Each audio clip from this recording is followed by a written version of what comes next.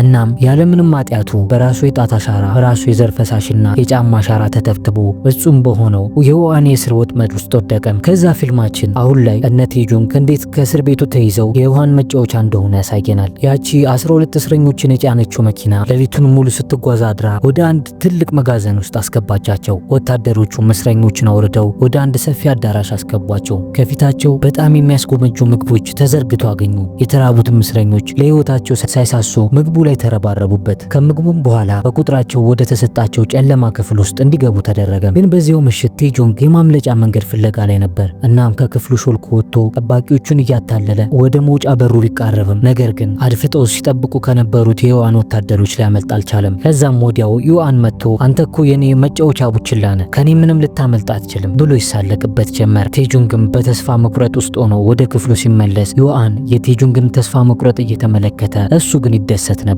ከዛም ተገዶ ወደ ክፍሉ እየተመለሰ ባለበት ሰዓት ጁንግ የተባለው የክፍል ጓደኛው ወዳጁ በመምሰል ቴጁንግን ይቀርበዋል። እናም በዚህ ያለውን ችግራችንን አብረን እንጋፈጠዋለን ብሎ ወዳጁ እንደሆነ ያስመስላል። ከዛም ቴጁንግን አታሎ ወደ አንድ ጨለማ ክፍል ውስጥ ይወስደዋል። ሆኖም ግን እዚያ ሆኖ የጠበቀው ዳኩ ነበር። ዳኩ ላይ በሐኪሙ አማካኝነት ቴጁንግ የቆረጠበትን ጆሮ መልሶ ተሰፍቶለታል።